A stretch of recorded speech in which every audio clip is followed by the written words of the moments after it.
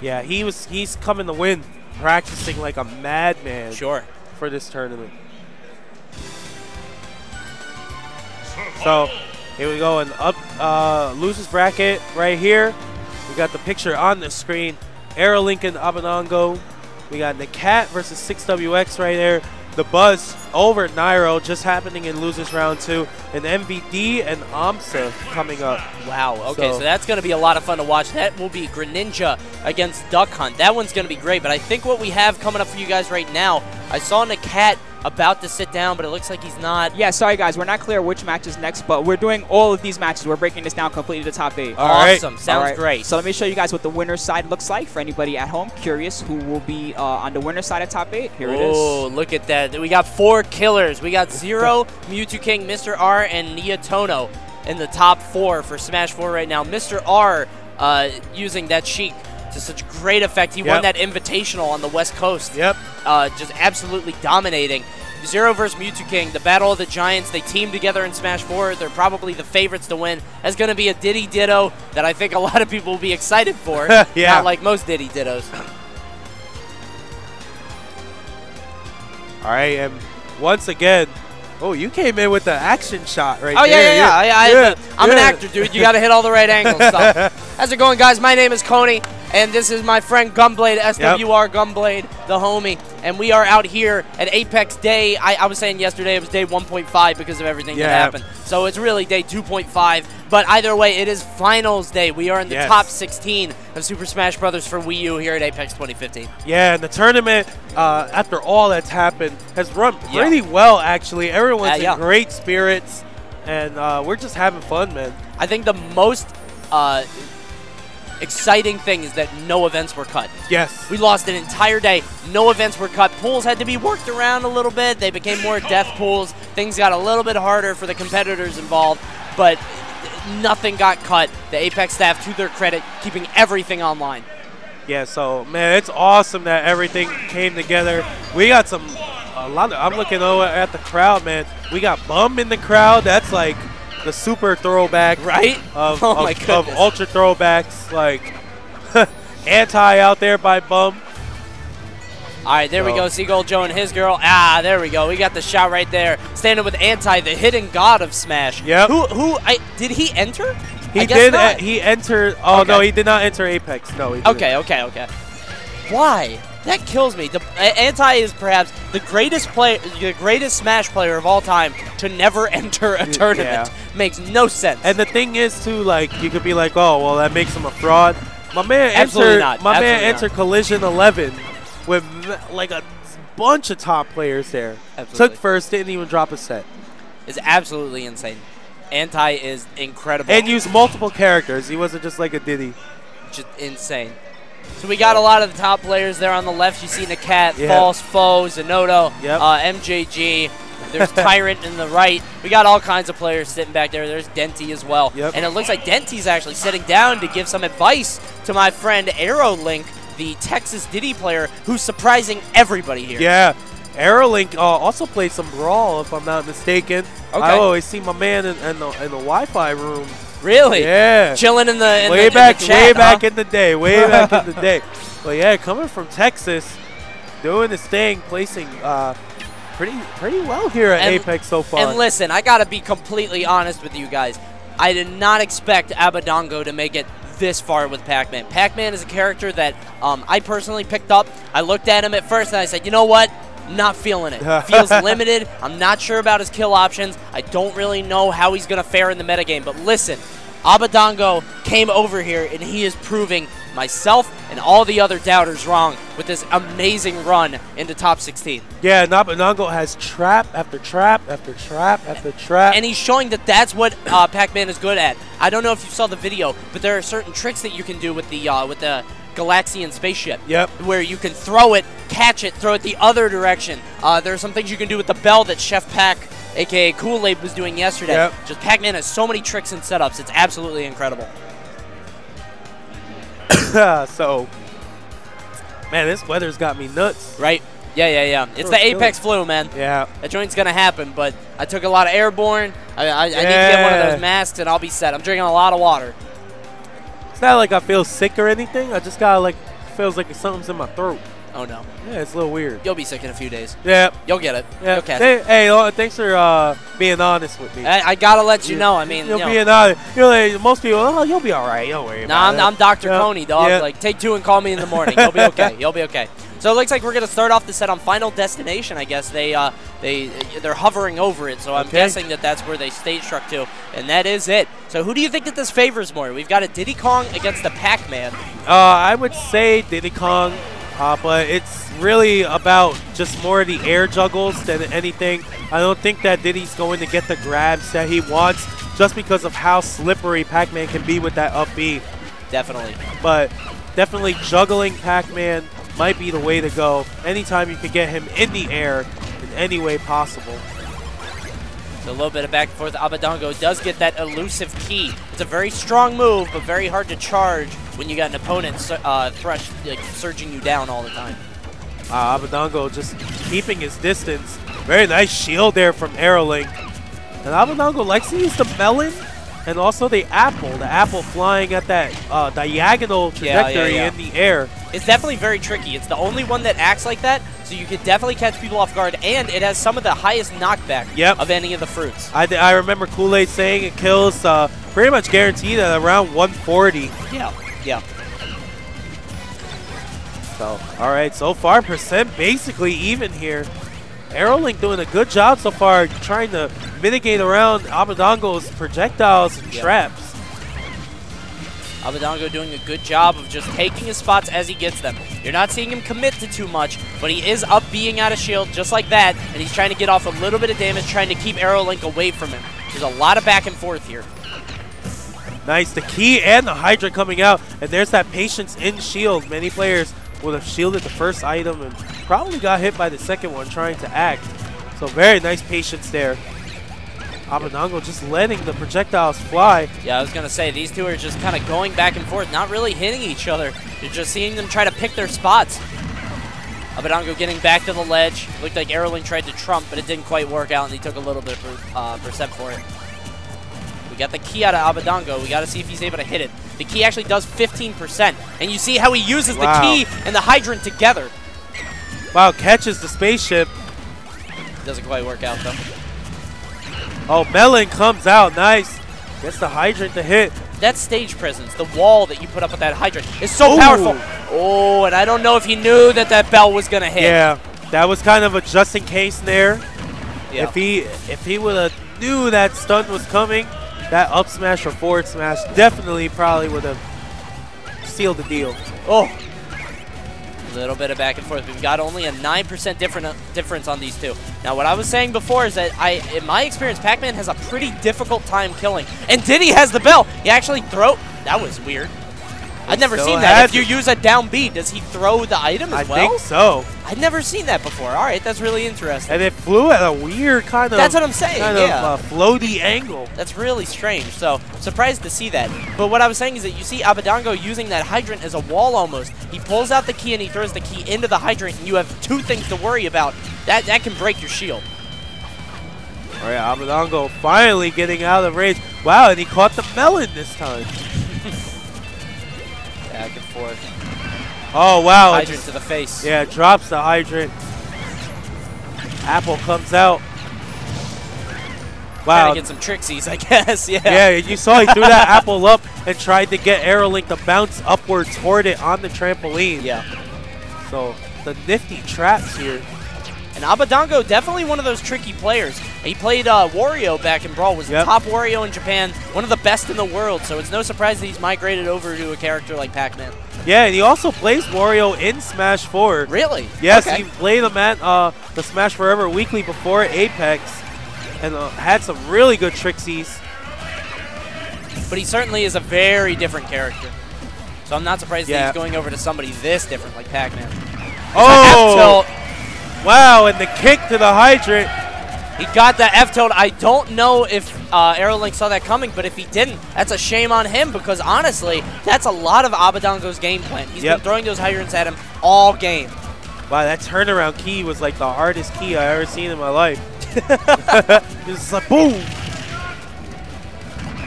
Wow, drops the hydrant. Extra authority from all the way on the top. What? the Whoa. heck was that? That was Okay. insane. Wow, the melons are flying. Oh, up air comes out. That's not quite, gonna not do quite. it. That hydrant is going wild. Wow. All right. And you see how many different angles the bounces of all the projectiles come.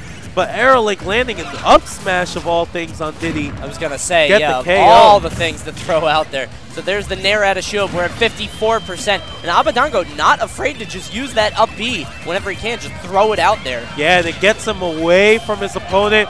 Also gets him to the ledge quite safely.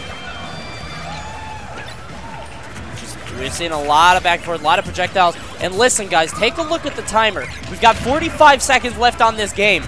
Abadango does not have to force anything. He has a very hefty percent lead. I think if he just plays how he's playing right now, that keep away game with the good traps, this game is solidly his. Absolutely. And for anybody that doesn't know, if the time runs out, they do not play out the sudden death. The person with the lower percent will be declared the winner. So Aerolink needs something to happen, and he needs it to happen right now.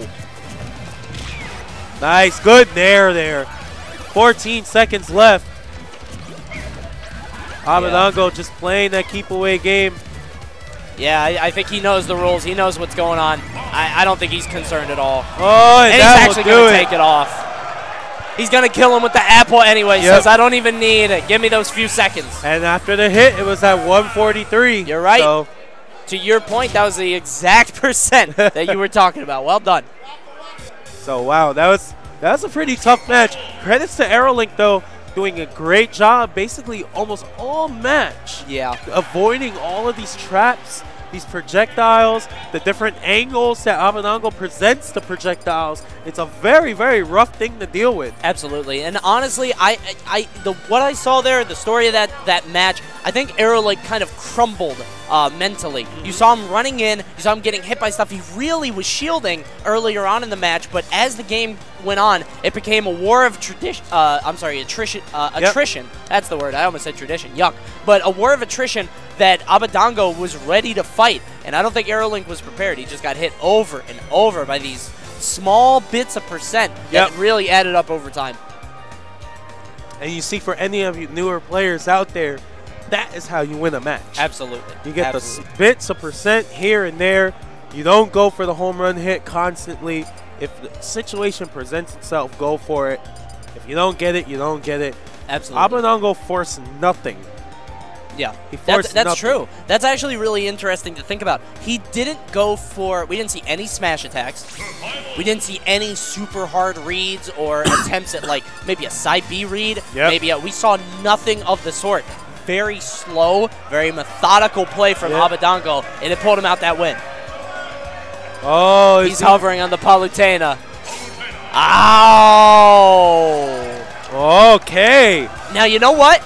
I kind of like this switch. Yeah. Not only is he going Palutena, he's going to Palutena's temple, the Omega version. But I like this switch because Palutena has a reflector. He's going to be able to reflect back everything that Abadango throws at him if he times it correctly. And I think this is a wise choice if he can play Palutena to great effect. And Palutena also has that great short hop forward air. That kick which he can pull back. So it's a great spacing tool. Now, on the other side of that, Palutena, I think, is a much more limited character in compare. Wow, with that hydrant. My God. Wow, that thing's bouncing down the street. If I saw a hydrant bouncing down the street, I might move to another neighborhood. That's a nightmare. But what I was saying is that Palutena has a lot more limitations as a character than Diddy Kong, obviously. So if he can play her to great effect, then we're okay. But if not, it's going to look a little rough. Now, an interesting thing about Palutena, her dash attack and her back air, she uses a shield, and those can actually eat through attacks. Really? Yes. Okay. The shield, it's a small window of opportunity, but the shield can actually eat through attacks. So make sure you watch out for that. Maybe Aerolink will see that.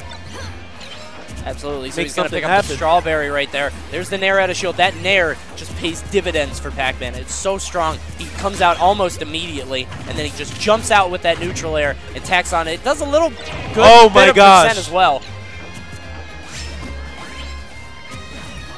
A little bit back and forth. He's going to hit that hydrant into him. By the way, Abadango, 20%. Yeah, this is really rough right now for Aerolink. Yeah. He's trying to make something happen. This kid is not forcing anything, to your point, and that's all I can think about now. The fact that you said that.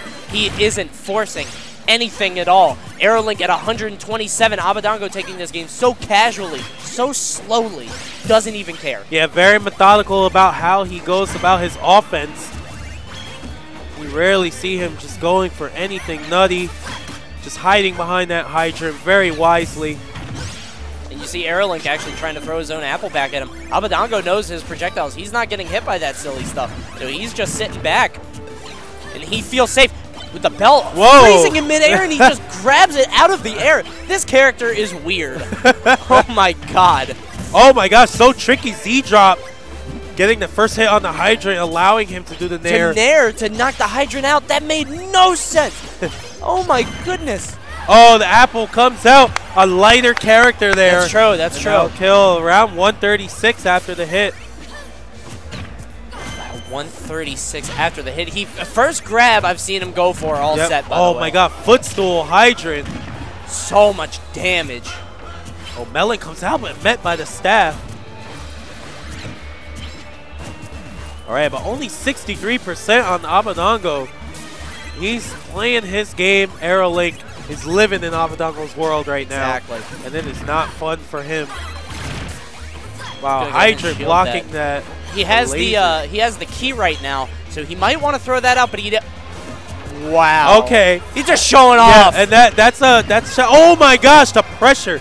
That's shout out to Japan play right there. Remember Ocean, the Rob. Ooh! Terrible mistake from Abadango. You saw him wipe his brow. He said, I should not have done that. In Japanese, of course. But that key off the stage, shout out to Ocean, the Rob from Brawl. You see the gyro off the stage and catch it.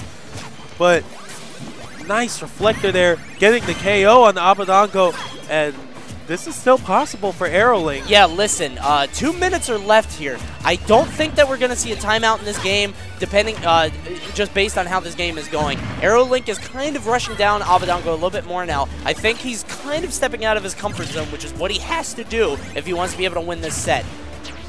Wow, nice. Abadango now chasing with some normals here. It's a little different. That Pac-Man trampoline is so tricky. If you run over it to try to catch him, you'll actually bounce up as well and be in a bad position. Oh, wow. Hydrant saving Abadango for some big damage there. Yeah.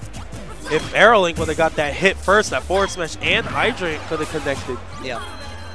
Aerolink looking a little shook right now. He's throwing out that reflector where it does not apply.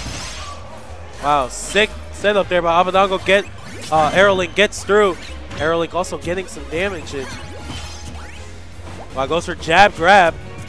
Now, one of the things that I like that Aerolink is doing is he's just kind of picking his spots when it comes to the hydrant. He's trying to knock it away. If you noticed, he actually tried to hit the last one with his wings with that F smash from Palutena. And there's the F tilt.